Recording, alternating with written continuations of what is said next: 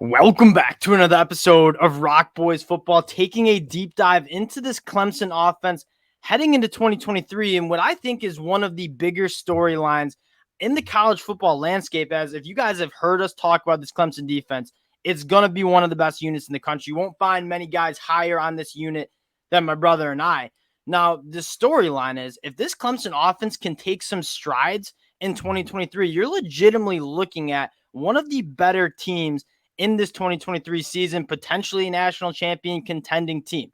Going to dive into Coach Riley taking over this Clemson offense, what we're excited about. Now, before we do, again, just always want to say thank you to you guys. The support you guys have shown, especially the Clemson fans, has been phenomenal. Talking a lot of recruiting, talking a lot of Clemson football heading into 2023. The support means a lot. So if you do enjoy the content, consider subscribing to the channel. But more importantly, let us know in the comment section what you guys think. I say this, and I really do mean it. The best part about doing these is hearing from you guys in the comment section, chopping it up with you guys. So drop your comments below. Appreciate y'all rocking with us. Dill, I'm going to kick this one off to you. Coach Riley taking over this Clemson offense. I mean, that's what you're excited for, obviously. And it's a very un-Dabo move to kind of bring in a new coach from the outside, if you will. He is a very much promote from within, and that's worked incredibly well. You can't argue with Clemson's success. And I think sometimes you see coaches kind of get into their way of doing things and get stuck in it. And credit to Dabo for going out and saying, look, this past 2 years in terms of our development of this downfield passing game has been so far from acceptable.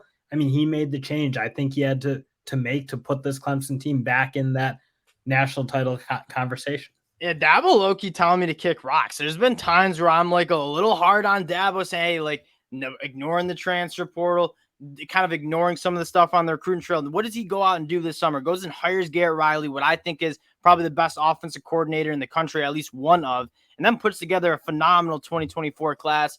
Dabo Swinney shutting the haters up a little bit. I absolutely love it. I want to get into what we're so excited about with Coach Riley taking over this Clemson offense. And Dill, I think for me, it starts with quarterback development. And that'll be the thing. You look at what Garrett Riley was able to do for TCU's quarterback, obviously, Max Duggan. I mean, you took him from 21, where he wasn't like even on the map of a relevant player. Like they went 5-7. Yeah, you saw some flashes from Max Duggan in terms of playmaking ability, but being able to consistently operate a high-quality offense, you really didn't see any of that. And then you take him 1 year with Garrett Riley, and you get a whole new quarterback. You get a guy who's legit headed to New York for the Heisman, and he's a guy who, frankly, no disrespect, Max Duggan isn't even in really the same talent world as Cade Klubnik is. So I think that's what you're looking for as a Clemson fan is, can you repeat that kind of success he had with Max Duggan and bring it to Cade Klubnik, who, again, has the potential to really be a star? That's what I'm most excited for. And what you said about Max, like Cade Klubnik, and again, not a disrespect, not a jab at Max Duggan. Honestly, one of my more favorite college football players we saw last year. Like, how you envision college football, like that's what you want Max Duggan to be. That being said, Cade Klubnik blows him out of the water in terms of talent. Like, there was a reason Cade Klubnik's a 5-star, phenomenal athlete, phenomenal arm. You give Garrett Riley the opportunity to work with a guy in Cade Klubnik, you have to be so thrilled with the development that you'll see in Cade Klubnik, which you just did not see from DJU the last 2 years he was at Clemson. And what I'm even more excited about is Garrett Riley made some TCU players so much money last year. Talk about like Tay Barber was a special teamer. Darius Davis, nobody ever heard of him. Both of those guys got drafted to the NFL. Kendre Miller at the running back spot, probably another guy that was not going to go to the NFL draft. All of those guys go to the NFL, get NFL money because they're playing in that Garrett Riley offense. You take a look at the talent in this Clemson offense, like the talent's not the problem. I think the problem was the offense. And you give Garrett Riley this talent, Dill, you got to be pumped about the wide receiver development that you're going to see in 2023. And that they've always been good wide receivers. Yeah. I know they've taken a beating, and obviously in some ways rightfully so to an extent. But I don't think like those guys were good players who came through this Clemson offense. It wasn't them. They were always recruiting at a relatively high level. It was the offensive, I think, ability to get the best out of their guys. And you saw they just never could put anyone on the attack. They were always kind of behind the eight ball. It always felt like they were in second and long or in positions that were always favoring the defense. And again, that's the opposite of what Garrett Riley was able to do for these wide receivers, where they were getting open, they were making plays, they had the ball in their hands in space.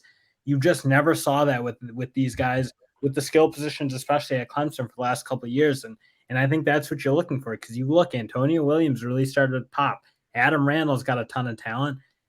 These guys can play. It's just, can you get something out of them? Can you give them the best opportunity to succeed? Yeah, I can't wait. I mean, I'm not out on Bo Collins either. I mean, I feel like the narrative of Bo Collins is just like, we thought he'd break out last year. He didn't really break out. And so I'm not selling Bo Collins. Like, he's going into his third year, still a young cat. But Adam Randall and Antonio Williams. Antonio Williams might be one of the better receivers we see in the ACC. Adam Randall, probably one of the better receivers not many people have heard of in the ACC. He looks like Thanos. I remember about 18 months ago when he enrolled in spring practice for the Clemson Tigers. Like, that dude looks like a freak. And then shout out Cole Turner, out of nowhere, just absolutely balling out. The talent in the pass catcher, and not even to mention a guy like Jake Bringenstool as well. Like, in Clemson's used tight ends really well. I thought Garrett Riley used the tight end really well last year. Like, this is a position, again, they were good. Allen was a good tight end last year, but he does not have the athletic upside, I think, that Bringenstool has, and what he showed in terms of being able to get him loose down the field and be a matchup nightmare. Especially in the seams. Like, I remember so many times some of those big body pass catchers who weren't necessarily lining up in line, but had that tight end split out wide. Max Duggan would rip it into the seam. Like, Garrett Riley just knows how to kind of attack spaces in a defense, specifically with those big bodies in the middle of the field. Jake Bringenstool, I think, is a perfect fit for what Garrett Riley is trying to do. Now, I think the last puzzle piece that people are not talking enough about in terms of this Clemson offense heading into 2023 is this offensive line. I think might be one of the better units that you see not only in the ACC, but in the country. And this is, again, a unit that you go back 2 years in that Georgia game. You look like, you're like, sheesh. There's like a bit of a gap between top dogs like Georgia and Clemson, because that physicality you just noticed right off the bat. And frankly, you probably have said the same thing about Clemson's defensive line and that Georgia offensive line. So it was just really the one side of the ball that was lacking in a sense. Yeah. But this is unit now that you've got Will Putnam. He was obviously in that game, and he's elevated his game. He looks like he's going to be an NFL player. Blake Miller coming out of nowhere to be a real star. Yeah. He's an NFL player. And then you do have a ton of talent like Marcus Tate and Tristan Lay, especially, obviously, came out as big recruits. I do think this is a big year for this offensive line to assert itself as dominant, because last year they did get a lot better and they were good. But this is a year you're looking for them to, I think, dominate. Exactly. You saw the steps, and that's, what Dabo's been known for is player development. It doesn't get any better than the Clemson Tigers in terms of player development. You saw them take a step in 2022. I expect a big-time step in 2023, and if that step does happen, you're looking at one of the better offensive lines, which I think is going to help pushing the ball down the field. That was our biggest gripe. You take a look at the numbers. Clemson threw for 6.8 yards per pass last year. That is 86 national. That's a top 10 team that ranks 86 nationally in explosive passing. Garrett Riley was top 10 in yards per play, top 10 in yards per pass last year at TCU. If you can hold up in protection, which TCU could with their offensive line last year, I think you're really excited about what Clemson can do hitting those explosive plays. And I guess the last thing that I'm really excited to kind of see from Clemson is finally an identity for this Clemson offense that you just did not see last year. Dill, I'll ask you this. What was Clemson's identity on the offensive side of the ball last year? It was try to get the ball in Will Shipley's hands and pray to God he made a play. That's pretty much all they really had. Weird. Legit, that's actually what they did. It was there was no okay, we can go to this set, we can go to this play and know it's going to work. And then when Clemson did try to get creative outside the box, it just flat out didn't work. When you're on your heels as an offense, which again Clemson pretty much has been for years now, your trick plays just don't matter. You got to have an offense, again, what you said, a compact identity. This is what we're going to do, and it's going to work. Clemson was just kind of throw these trick plays, and there's Hail Marys. Oh, please, hopefully we catch the defense lacking, because we're not moving the ball any other way. Again, Garrett Riley, you've seen, he does get guys in space. He does use the trick plays when he can, and they work. You saw them break off a handful of big plays all year in big-time games, against Michigan, against Texas, plays where they needed. They were able to come up with it. And you just never saw that from Clemson. I feel like Clemson's identity this year is not only like, yes, ball in space, push the ball down the field vertically, stretch defenses to try to cover all the blades of grass. Like, that's probably the Garrett Riley identity. But, like, the mentality of this Clemson offense is going to be attack.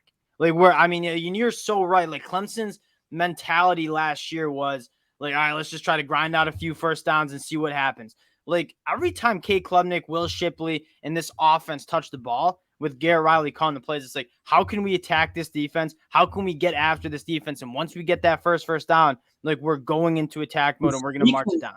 Speaking of a guy who's going to benefit a ton from it is Will Shipley. Yeah, I can't believe we haven't mentioned him yet. Will Shipley has he's been a really good player since he was a freshman, but man, he's had like a hard road to kind of walk, if you will, at Clemson, because he's gotten so much attention, rightfully so. He's really been the most effective element of what they had. And now, again, you talk about an offensive line that might be as good as we've seen at Clemson in a while, a passing attack and a downfield attack that works, that teams at least need to respect. You think Will Shipley, again, he hasn't quite had that Heisman-like level breakout, but man, if they can put all this together, I think he's got the ability to be that like premier. We're talking about him, Blake Corum, Travion Henderson, Donovan Edwards. He's like in that conversation, not always left out.